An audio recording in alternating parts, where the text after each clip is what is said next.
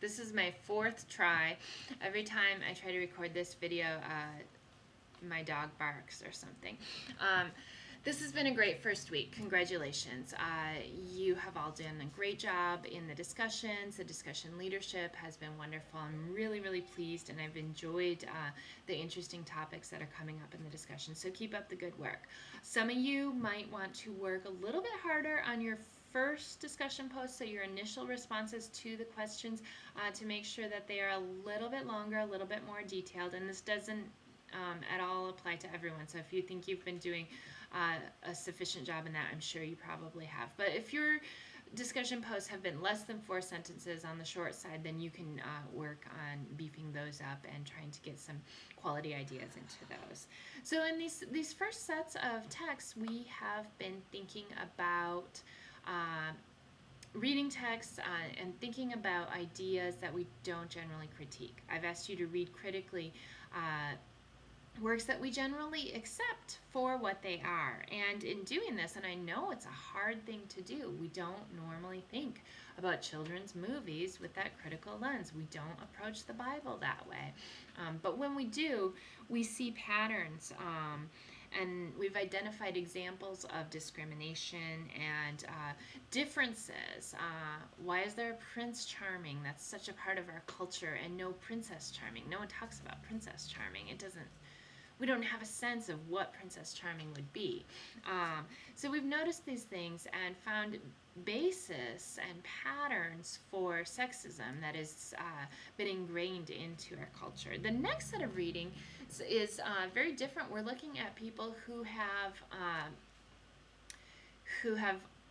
recognized these patterns in society, read them critically already, and are making a recommendation for what we need to do to change things. So think about that and what these writers are working against. If you find these readings interesting and think you might want to do some more or learn some more about this, there are some readings on our D2L site under the heading of supplemental readings.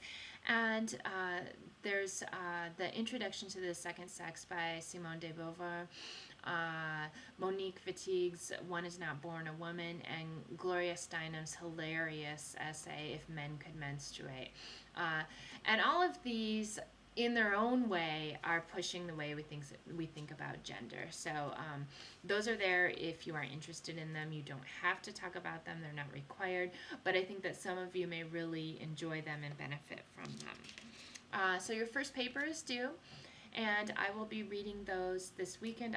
My plan and my hope is to read through them all and get feedback to you by the end of the long weekend when we start classes again on Tuesday. And the last thing I wanted to talk about is our final project. So we're 1 week into the class. We've got 2 weeks left, and at this point you really want to be thinking about what you want to do for your final project.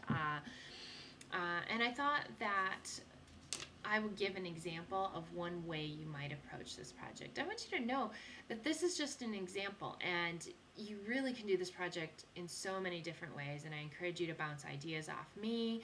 I'm also going to set up a discussion board so that you all can talk to other people in the class about your ideas, ask for recommendations of texts or readings you might use, and get some ideas for how you might develop these projects with your classmates if you would like to do that. Again, that's going to be there for you, and you can take advantage of it if you want to. So this is one example of a project you might do.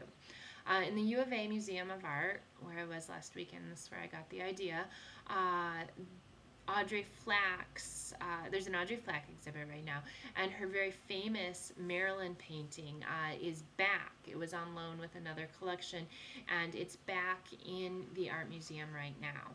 If you wanted to, you could use that representation of a woman, because what you need to do is choose a representation of a woman from a story, a fairy tale, an ad, a film, a painting, a poem. It doesn't matter where this representation comes from. It can be something we've looked at in class that you want to pursue in more depth, or it can be something that you found on your own. Either way is fine with me. What you're going to do is you're going to analyze that representation of a woman, and you're going to figure out your own interpretation of this. So, if I were writing on Audrey Fleck, I'd go, the Audrey Fleck painting, I'd go sit in front of that painting in the museum for a while, take some notes, think about it, figure out what I think it's doing. Then you're going to do some research that's going to help you talk about your interpretation in a larger way to give it a bigger cultural relevance. So, if I were working on this painting, some of the sources I might use, because I need 4 sources, the first one, of course, is going to be the painting, and then I need 3 more sources. So some things that I might consider as my additional sources might be some biographical material on Audrey Fleck. This could be an internet source. Obviously, you don't want to use Wikipedia, but you can find an article on the internet, or you can get, even better, a book on Audrey Fleck if you can find one. You could read some art criticism. I'm sure there's definitely art criticism on Audrey Fleck's work. You might do some research on Marilyn, the subject of her painting, and find out about that. You could also look at some texts that discuss what it was like to be a woman painting at this part of the 20th century. You might talk to a museum curator or an art professor and do an interview. These are all possibilities and ways that you can approach this assignment. And then you're going to compile this information in whatever way you choose that's going to be most helpful for you. If you like to write, then do a research paper. You can do a traditional 3 to 5 page research paper where you make an argument and support it with your sources. If you are sick of writing by this time after doing 3 short papers and a bazillion discussion posts, then you can do a slightly different format. You can do a PowerPoint presentation.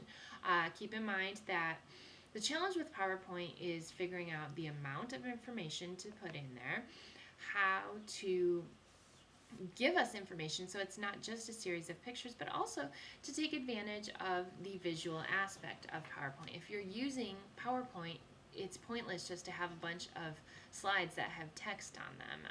You might as well just write a paper if all you're going to do is that. So you want to figure out some visuals and the ways that you can use visuals in PowerPoint.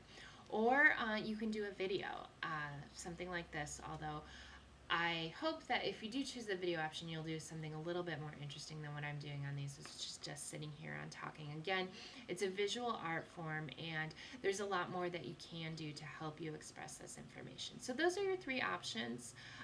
Certainly send me emails, talk about them with your classmates on the discussion board, and keep up the good work.